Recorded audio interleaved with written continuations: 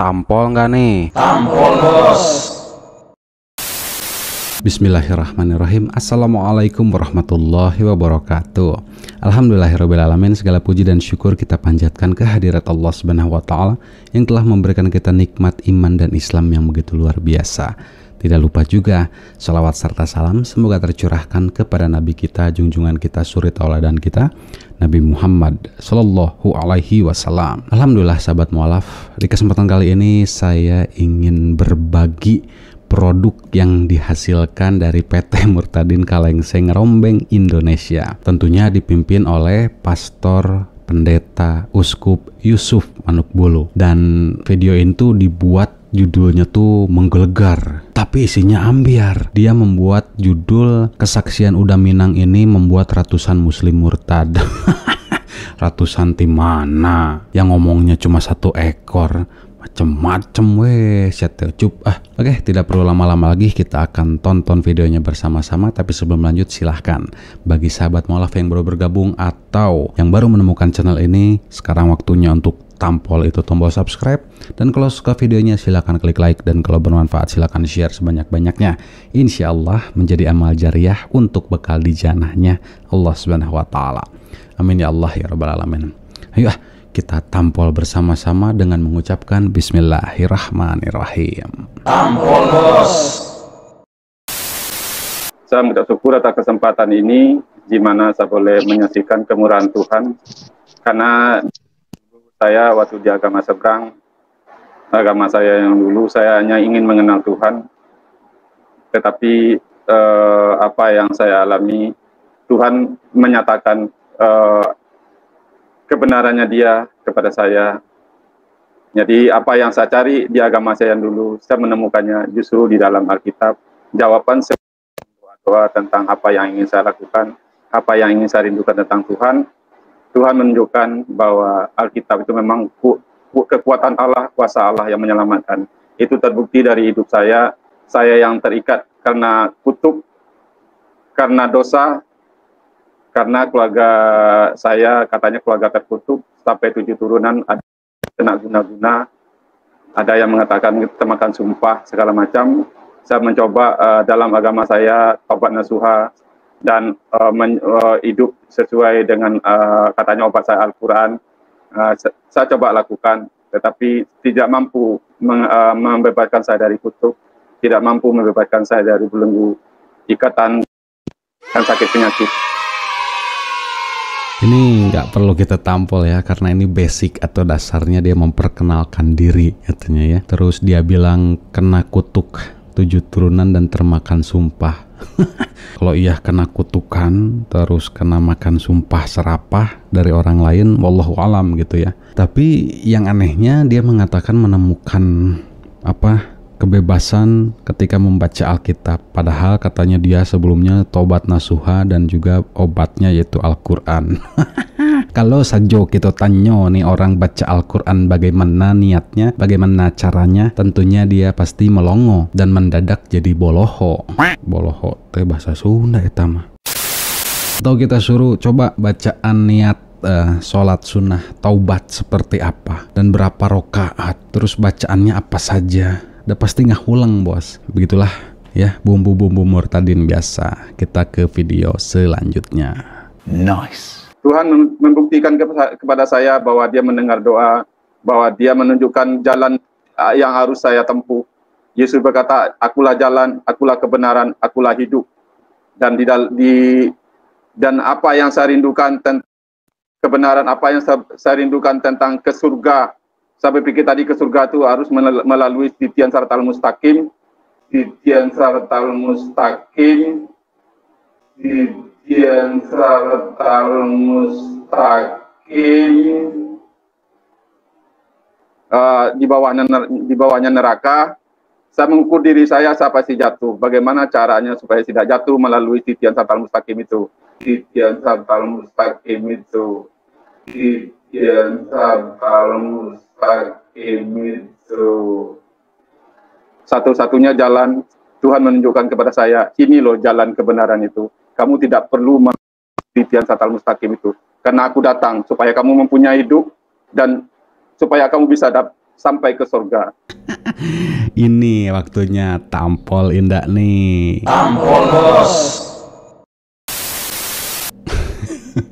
Kalau bahasa Sundanya mah ini teh maksakeun sia teh kehet bari jeung teu nyahona naon. Ini dia nih terlalu memaksakan tapi dia tidak tahu apa-apa tentang ajaran Islam. Maksudnya mah meureun ya jembatan Sirotol Mustaqim tapi dia salah nyebut nyahona naon mah ngacadog atuh sia teh kehet.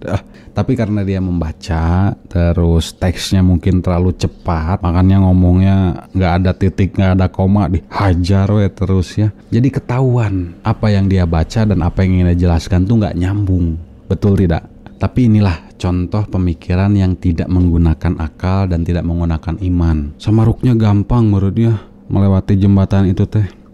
Semaruknya. Bahasa Indonesianya teh Anda pikir gampang gitu melewati jembatan seperti itu, bos. Tidak semudah apa yang kita bayangkan sebagai manusia normal, bos. Rasulullah Shallallahu Alaihi Wasallam ini hanya diberikan gambaran seperti yang tertulis di dalam hadis riwayat Bukhari dan Muslim. Nah, di dalam hadis riwayat Muslim diceritakan oleh Abu Sa'id Khudri, Rasulullah Shallallahu Alaihi Wasallam berkata atau bersabda yang artinya, aku diberitahu bahwa jembatan itu lebih halus dari rambut dan lebih tajam dari pedang. Wow, dan kita tidak bisa membayangkan seperti manusia normal gitu, nggak bisa ya. Dan gambaran lainnya ini ada di dalam hadis riwayat Bukhari. Rasulullah Shallallahu Alaihi Wasallam bersabda, dan dibentangkanlah jembatan di atas permukaan jahanam atau neraka ya. Akulah orang pertama yang melewatinya. Doa para rasul saat itu, ya Allah, selamatkanlah. Pada syirat itu terdapat pengait-pengait seperti duri pohon sa'dan. Nah, Rasulullah bertanya nih kepada para sahabatnya, pernahkah kalian melihatnya? Para sahabat menjawab, pernah wahai Rasulullah. Maka ia seperti duri pohon sa'dan, tiada yang mengetahui ukuran besarnya kecuali Allah Subhanahu wa taala. Ia menempatkan manusia sesuai dengan amalan mereka.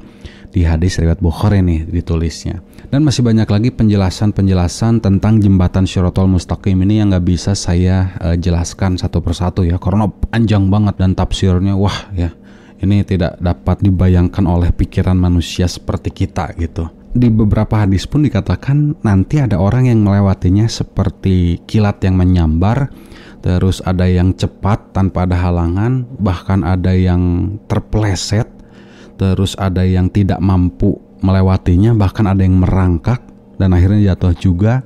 Nah, itu hanyalah sebuah gambaran amalan kita, kebaikan kita, ibadah kita, atau Allah lebih mengetahui kita ini taat atau tidak pada perintahnya, mempersekutukan Allah atau tidak, melakukan perbuatan syirik atau tidak. Nah, itu Allah tempatkan di tempat yang layak. Ya, mudah-mudahan kita sebagai orang muslim melewati jembatan itu seperti kilat yang menyambar ya, cepat banget artinya. Tapi berbeda ya dengan orang-orang yang tidak melakukan perbuatan baik seperti yang Allah perintahkan, bahkan lebih fatalnya tuh syirik ya, menduakan Allah, mempersekutukan Allah, lalu dia membuat kemungkaran. Intinya banyak perbuatan-perbuatan yang mereka lakukan ini yang Allah tidak suka, mempersekutukan Allah tentunya, dan menjadikan utusan Allah sebagai Allah, dan dijadikan Allah, bahkan dirapatkan menjadi Allah.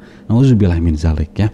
Ya, kita mah insya Allah termasuk orang-orang yang mampu melewati jembatan itu tanpa ada halangan, tanpa ada rintangan, seperti kilat yang menyambar. Amin ya Allah ya Rabbal Alamin. Ya, kita lanjut lagi ya sahabat mualaf. Oleh roh Tuhan saya mengenal Tuhan.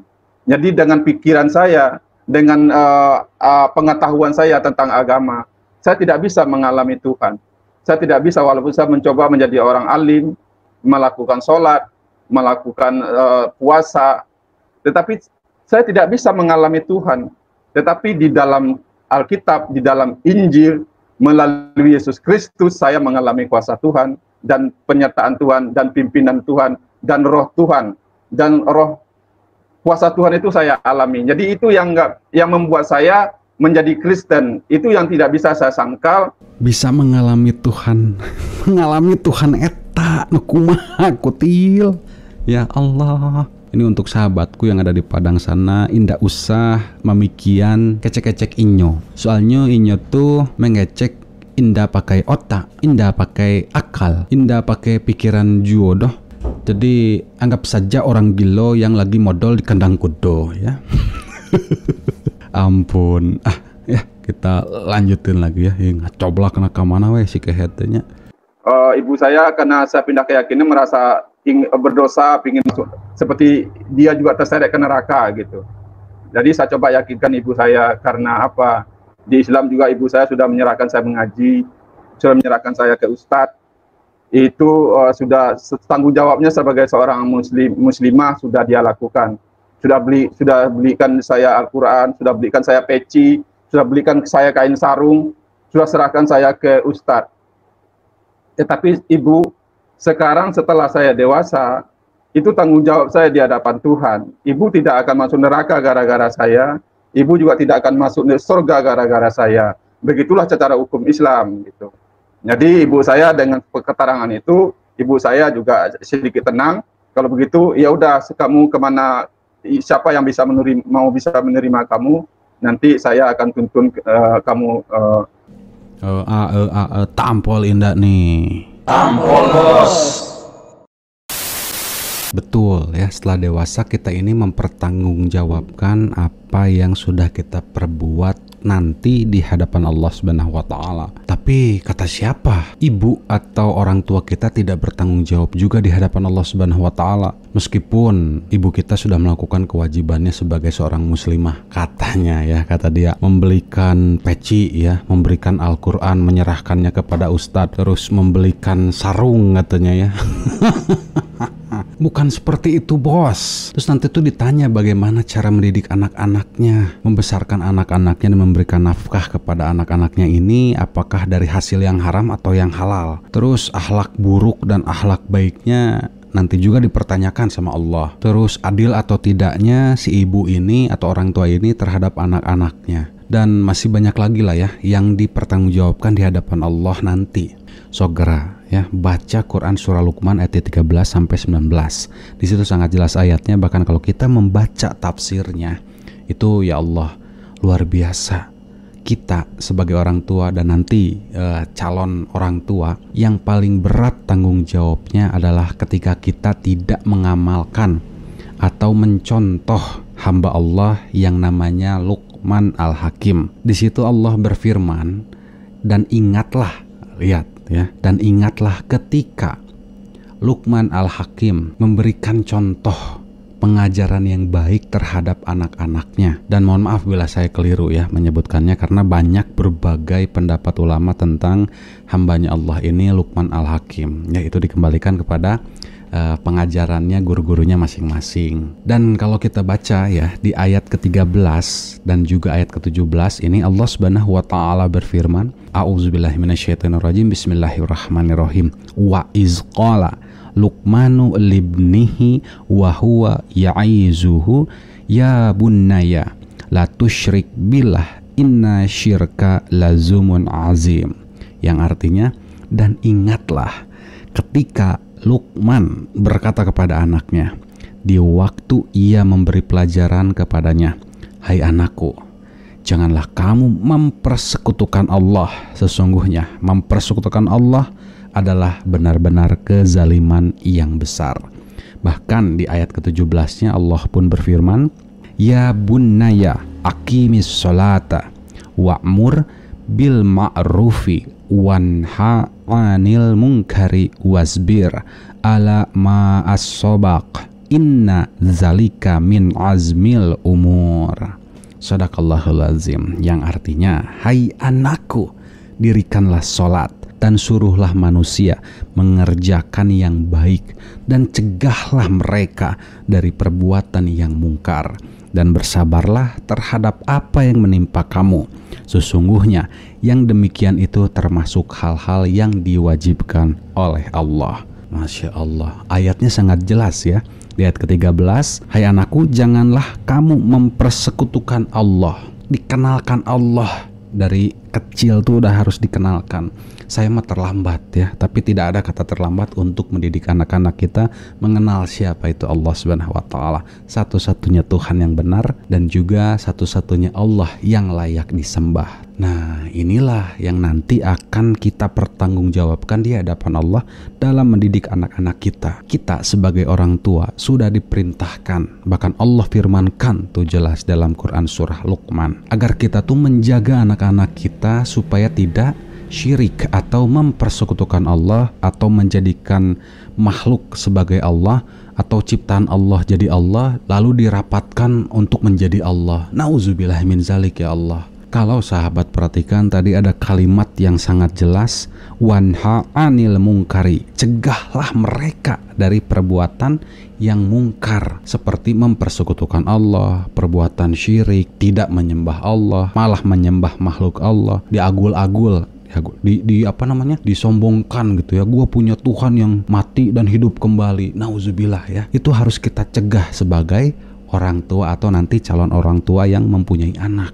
Bahkan kalau kita melihat lagi dalam Al-Quran, dalam Quran surah At-Tahrim ayat ke-6, di situ Allah Subhanahu wa taala berfirman yang kalimatnya ini sangat jelas ya, menyuruh kita sebagai orang-orang beriman, ya ayyuhallazina amanu ku anfusakum wa ahlikum naro wa quduhan nasu wal hijaratu, yang artinya wahai orang-orang beriman, wahai orang-orang muslim, peliharalah dirimu dan keluargamu dari api neraka yang bahan bakarnya adalah manusia dan batu. Mau jadi salah satu bahan bakar neraka?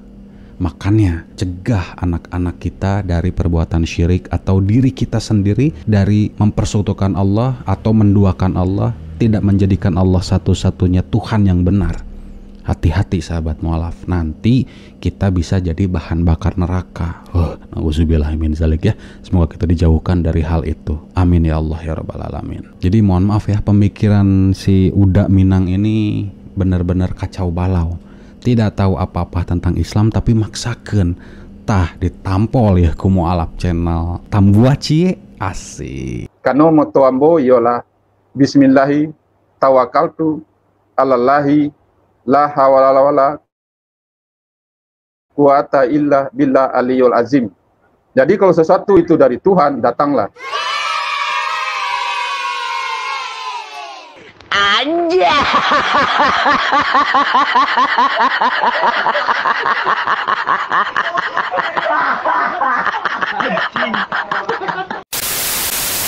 Bismillahi tawakkaltu alalahi la hawla wala quwata illa billah aliyul azim. Jadi kalau sesuatu itu datang dari Tuhan, datanglah. Hilang nafsu mandi ya dia. Baik Pak Ali Umar, mungkin untuk sedikit lebih meyakinkan, Bapak mungkin bisa baca 1-2 ayat Al-Quran supaya kesaksian ini tidak dianggap sebagai rekayasa seolah-olah kita menampilkan orang yang tidak berlatar belakang Muslim, tapi kita hadirkan seolah-olah dari Muslim gitu loh Pak. Jadi Bapak mungkin bisa baca 1-2 ayat Al-Quran supaya ini lebih memperjelas gitu ya Pak kepada penonton bahwa ini tidak ada rekayasa sama sekali. Bapak memang benar-benar dari Muslim, dari agama Islam, dan Bapak bisa ngaji dan tahu ayat Al-Quran gitu. Silakan Pak, 1-2 ayat saja Pak untuk meyakinkan penonton YouTube gitu. Oh ya, oke. Karena di Islam ada ayat-ayat pendek yang kita setiap hari baca. Itu biasanya di luar kepala. Walaupun saya sudah lama tidak baca, tetapi karena ini surat itu entah untuk sholat, entah apa pasti kita baca. Salah satunya ya surat An-Nas, misalnya Qul birabbin nas, malikin nas, ilahin nas, min syarri waswasikan nas, minal allazi yuwaswisu fi sudurin nas, minal jinnati wan nas. Salah satunya surat Ikhlas. Qul huwallahu ahad, Allahu samad, lam yalid wa lam yulad wa lam yakul lahu kufuwan ahad. Ya itu pasti.